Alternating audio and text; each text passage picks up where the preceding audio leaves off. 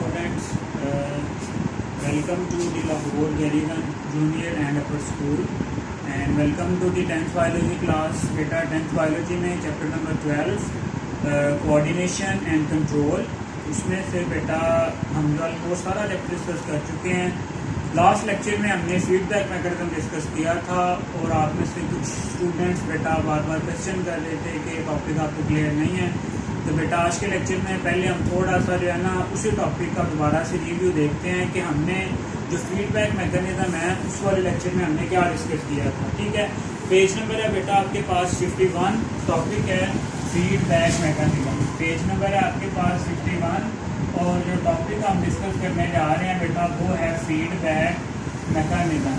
ठीक है, तो पहली बात बेटा जो आपने समझनी है वो ये है कि फीडबैक मैकेनिज्म बेसिकली क्या होता है। ठीक है, तो इसकी जो सिंपलेस्ट डेफिनेशन है उसको डिस्कस करने से भी पहले आप ये समझें कि फीडबैक जो मैकेनिज्म है वो आपकी बॉडी के लिए ज़रूरी क्यों है और वो किस तरह से अपना क्या करता है, काम करता है। तो बेटा देखें, जैसे अभी हम पीछे जो सारे हार्मोन्स डिस्कस करते आए हैं, ठीक है, हमने देखा है कि किस तरह से जो हार्मोन्स हैं वो अपना फंक्शन परफॉर्म करते हैं, वो बेटा हम पीछे डिस्कस करते आए हैं। अब जो हार्मोन्स की सिक्रीशन है बेटा जी वो आपके पास जो है वो कांस्टेंट नहीं रहती। ऐसा नहीं है कि थ्रू आउट द बॉडी जो है या थ्रू आउट द टाइम जो है आपकी बॉडी में जो एक हार्मोन है वो सिक्रीट होता रहेगा या वो सिक्रीट नहीं होगा, ऐसा नहीं है बेटा। जैसे बॉडी के तमाम जो दूसरे फंक्शन हैं वो कंट्रोल होते हैं, कोऑर्डिनेटेड होते हैं, रेगुलेट किया जाता है उनको,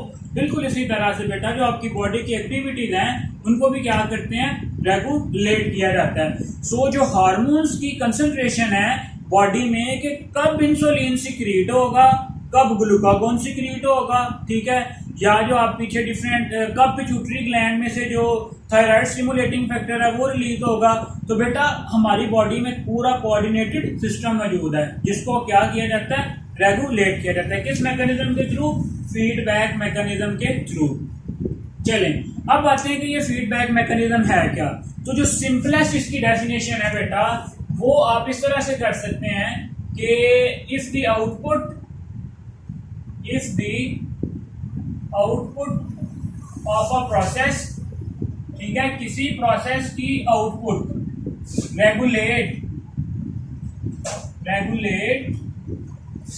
दैट प्रोसेस, ठीक है, मतलब कोई प्रोसेस है उसके नतीजे में जो आउटपुट बनेगी बेटा अगर वही उस प्रोसेस को क्या करे, रेगुलेट करे, तो जो ऐसा मैकेनिज्म है आपके पास उसको हम क्या कहते हैं, फीडबैक मैकेनिज्म। चलें अब हमने कल डिस्कस किया था कि जो फीडबैक मैकेनिज्म है आपके पास बेटा ये दो तरह का होता है। ठीक है, एक हमने डिस्कस किया था नेगेटिव फीडबैक, ठीक है, नेगेटिव फीडबैक, और दूसरी तरफ बेटा हमने डिस्कस किया था पॉजिटिव फीडबैक।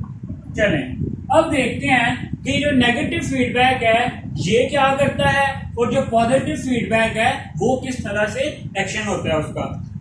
तो बेटा जब हम बात करते हैं नेगेटिव फीडबैक, नेगेटिव जैसे कि बेटा नाम से जाहिर हो रहा है नेगेटिव चीज क्या होगी, ऑब्वियसली अगर किसी प्रोसेस की आउटपुट उस प्रोसेस को नेगेटिव या कम कर देगी या इनहिबिट कर देगी तो वो जो मैकेनिज्म आएगा आपके पास वो क्या आएगा, नेगेटिव फीडबैक में। तो अगर सिंपलेस्ट वे में आप देखना चाहें कि output of a process decrease और इनहिबिट द प्रोसेस, ठीक है, यहां पे क्या होगा कि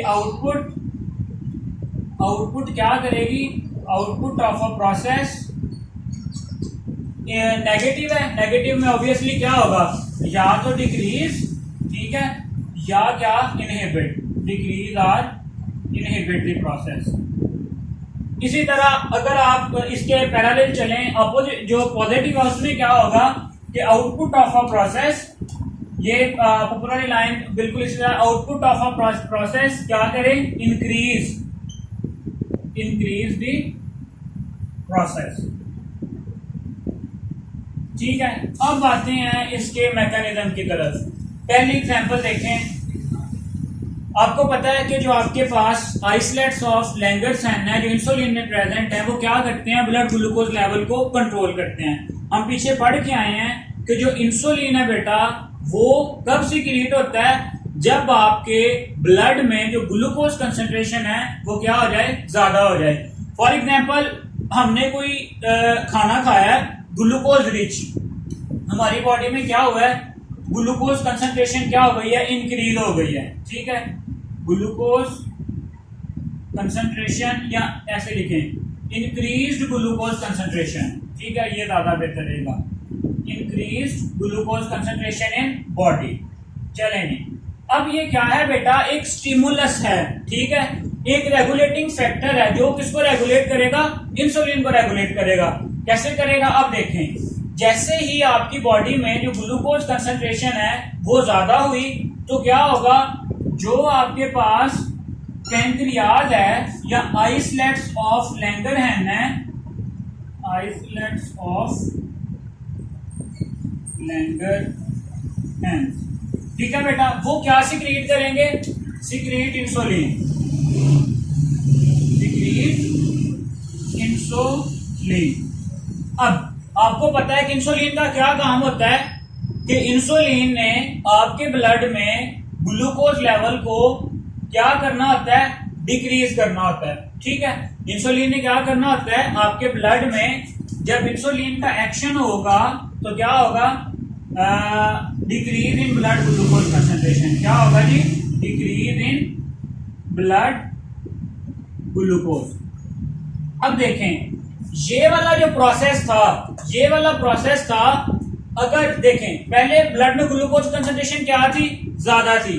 अब क्या हुआ है, इस प्रोसेस के एक्शन के नतीजे में ब्लड में जो ग्लूकोज की कंसंट्रेशन है वो क्या हो गई है, कम हो गई है।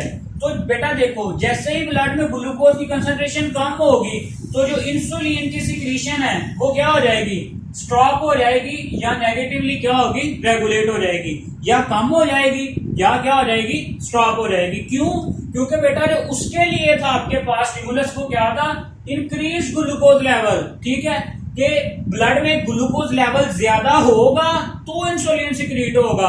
अब क्या हुआ, उसी प्रोसेस के थ्रू जब इंसुलिन सिक्रीट हुई, इंसुलिन के सिक्रीट होने के बाद क्या हुआ, ब्लड में उसने ग्लूकोज लेवल को क्या कर दिया, डिक्रीज कर दिया। अब जैसे ही ब्लड में ग्लूकोज लेवल डिक्रीज होगा तो ये जो है इंसुलिन प्रोडक्शन को क्या कर देगा, या तो आपके पास स्टॉप कर देगा, ठीक है, या क्या कर देगा, रिड्यूस कर देगा। क्लियर हो गया। फिर से देखें बेटा, नेगेटिव फीडबैक आपके पास कोई भी ऐसा प्रोसेस है जिसमें किसी प्रोसेस की जो आउटपुट है, किसी प्रोसेस की जो आउटपुट है वो उसी प्रोसेस को क्या कर रही है, डिक्रीज कर रही है या रोक रही है। एग्जाम्पल हमने देखी कि हमारे स्टेप वाइज कर लेंगे, स्टेप 1, स्टेप 2, स्टेप 3। पहले स्टेप में आपने देखना है कि किसी वजह से आपके ब्लड में जो ग्लूकोज कंसंट्रेशन है, ग्लूकोज लेवल है, वो क्या हुआ है, इंक्रीज हुआ है। ठीक है, जैसे ही ब्लड ग्लूकोज लेवल इंक्रीज होगा तो जो आपके बेटा आइलेट्स ऑफ लैंगरहैंस के सेल्स हैं जो हमने पैंक्रियाज में डिस्कस किए थे, वो क्या सिक्रीट करेंगे, इंसुलिन। ठीक है, इंसुलिन के लिए स्टिमुलस क्या हुआ, ये रेगुलेटरी फैक्टर क्या हुआ, concentration of glucose in the blood. ठीक है, अब जैसे ही बेटा इंसुलिन अपना काम करेगा, इंसुलिन के वर्किंग के नतीजे में जो आपके ब्लड के ग्लूकोज का लेवल है वो क्या हो जाएगा, डिक्रीज हो जाएगा। जैसे ही डिक्रीज होगा तो जो इंसुलिन की प्रोडक्शन है, जो इंसुलिन की कंसंट्रेशन है वो क्या हो जाएगी, ऑब्वियसली या डिक्रीज हो जाएगी या इनहिबिट हो जाएगी। क्लियर है। इसी तरह से बेटा अभी नेगेटिव फीडबैक को दोबारा देखते हैं एक दूसरी एग्जांपल से। ये एग्जांपल थी आपके पास इंसुलिन की। अब जो दूसरी एग्जांपल है आपके पास बेटा वो है ग्लूकागोन की। ठीक है, नेगेटिव फीडबैक में ही बेटा जो आपके पास दूसरी एग्जांपल आ रही है वो कौन सी है, ग्लूकागोन की। चलें अब देखते हैं कि ग्लूकागोन इसके इंसुलिन के अपोजिट काम करता था, कैसे, अब देखते हैं। Blood glucose level decrease, blood glucose level decrease. अब किसी वजह से बेटा आपने खाना नहीं खाया या आप काम कर रहे थे, काम करते करते जो है ना आपका ब्लड ग्लूकोज लेवल क्या हो गया, कम हो गया। ठीक है, चले इसके नतीजे में क्या होगा कि जो आपके बिल्कुल उसी तरह से जो पैंक्रियाटिक पैंक्रियाटिक सेल्स हैं जिनको हम आइलेट्स ऑफ लैंगरहैंस कहते हैं बेटा, वो क्या करेंगे, अब जब ब्लड ग्लूकोज लेवल ज्यादा था तब उन्होंने सिक्रीट किया था इंसुलिन को, अब ब्लड ग्लूकोज लेवल कम है तो क्या सिक्रीट करेंगे आपके पास, ग्लूकागॉन को, किसको, अब ये ग्लूकागॉन क्या करेगा, ये जो ग्लूकागॉन है आपके पास, ये जो है इंक्रीज अपने डिफरेंट एक्शंस करेगा, एक्शन के नतीजे में क्या होगा, increase in blood glucose level, increase in blood glucose level. अब बेटा देखें, जैसे ही ब्लड में ग्लूकोज का लेवल इंक्रीज होगा तो ये जो ग्लूकागॉन प्रोडक्शन है ये क्या हो जाएगी, या तो स्टॉप हो जाएगी, इनहिबिट हो जाएगी, या क्या हो जाएगी, रिड्यूस हो जाएगी। क्यों, क्योंकि बेटा इसके लिए जो फैक्टर था वो ब्लड ग्लूकोज लेवल डिक्रीज था, क्या था, ब्लड ग्लूकोज लेवल डिक्रीज, लेकिन इसी के नतीजे में आपके पास ब्लड में जो ग्लूकोज का लेवल है वो क्या हो गया, इंक्रीज हो गया। सो इसने नेगेटिवली क्या कर दिया है, रेगुलेट कर दिया किसको, अपने ही प्रोसेस को। So this is all about the negative feedback mechanism. Clear है। अब इंसुलिन और ग्लूकागॉन आपकी बॉडी में ऐसे दो हार्मोन्स हैं जो ब्लड ग्लूकोज लेवल को मेंटेन करते हैं, ठीक है, ये दोनों एक दूसरे के एंटागोनिस्टिकली क्या करते हैं, काम करते हैं। तो बेटा क्लियर है, यहाँ अब आपको बिल्कुल क्लियर हो जाना चाहिए कि जो नेगेटिव फीडबैक है वो क्या होता है और किस तरह से काम करता है। चलें, ये हो गया नेगेटिव फीडबैक। अब बेटा आते हैं थोड़ा सा पॉजिटिव फीडबैक की तरफ, ठीक है, अब आते हैं पॉजिटिव फीडबैक की तरफ। चलें जी, यहां पे बेटा पॉजिटिव फीडबैक, अब जो इसकी एग्जांपल है आपके पास वो भी बेटा बिल्कुल सिंपल है, ठीक है। वो क्या है कि sucking action of a infant stimulate the production of a hormone in mother. Sucking action पहला स्टेप आ जाएगा क्या, सकिंग एक्शन ऑफ चाइल्ड लिख लें आप, इन्फेंट ना लिखें, ठीक है जी। जब बच्चा सक करता है, ठीक है, मिल्क लेने के लिए, तो क्या होता है आपके पास, stimulate the production of a hormone in mother, ठीक है। यहां पे क्या होगा, स्टिमुलेट द प्रोडक्शन ऑफ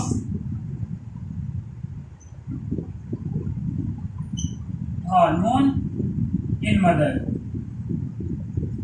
ठीक है। अब देखें क्या हुआ, सकिंग एक्शन हुआ पहला स्टेप, उसके नतीजे में क्या हुआ आपके पास, जो उसने स्टिमुलेट कर दिया मदर की बॉडी में एक हार्मोन की सिक्रीशन को। अब ये जो हार्मोन है ये क्या करता है, works for the production of milk. यही जो हार्मोन है थर्ड स्टेप में क्या करेगा आपके पास, प्रोड्यूस मिल्क, ठीक है, क्या करेगा, प्रोड्यूस मिल्क प्रोडक्शन में अपना रोल प्ले करेगा। अब बेटा देखें, जैसे जैसे मोर सकिंग होगी, ठीक है, तो तब तब जो है आपके पास ये जो ज्यादा है हार्मोन की प्रोडक्शन वो क्या होगी, ज्यादा होगी। More sucking leads to the more hormone which in turn leads to the more milk production, ठीक है। फिर से देखें पॉजिटिव में क्या होगा, अगर किसी प्रोसेस का आउटपुट, ये था प्रोसेस, ये क्या था प्रोसेस, ये क्या है उसका आउटपुट, ठीक है। अब देखें जितनी ज्यादा सकिंग होगी, जितनी ज्यादा सकिंग होगी उतना ज्यादा हार्मोन प्रोड्यूस होगा, जितनी ज्यादा सकिंग होगी उतना ज्यादा हार्मोन प्रोड्यूस होगा, और फिर जितना ज्यादा हार्मोन प्रोड्यूस होगा उतना ज्यादा आपके पास क्या होगी, मिल्क प्रोडक्शन ज्यादा होगी। मींस सकिंग एक्शन के नतीजे में बनने वाले हार्मोन ने जो मिल्क प्रोडक्शन है उसको ज्यादा इंक्रीज कर दिया है, ठीक है। तो ये जो प्रोसेस आपके पास ये क्या कहलाता है, पॉजिटिव फीडबैक। क्लियर हो गया। फिर से देखें पॉजिटिव फीडबैक में बेटा कोई भी प्रोसेस है उसकी जो आउटपुट है आपके पास वही उस प्रोसेस को इंक्रीज कर देती है, ठीक है। हमने देखा कि सकिंग एक्शन जब भी जो है कोई चाइल्ड सक करता है ब्रेस्ट को टू गेट द मिल्क, ठीक है, क्या होता है मदर की बॉडी में एक हार्मोन सिक्रीट होता है। जैसे ही वो सकिंग एक्शन ज्यादा होगा उतना हार्मोन क्या होगा, ज्यादा प्रोड्यूस होगा, जितना हार्मोन ज्यादा प्रोड्यूस होगा उतनी मिल्क प्रोडक्शन क्या होगी, ज्यादा होगी। क्लियर हो गया। सो बेटा मोर सकिंग, मोर जो hormone production and more milk production, ठीक है।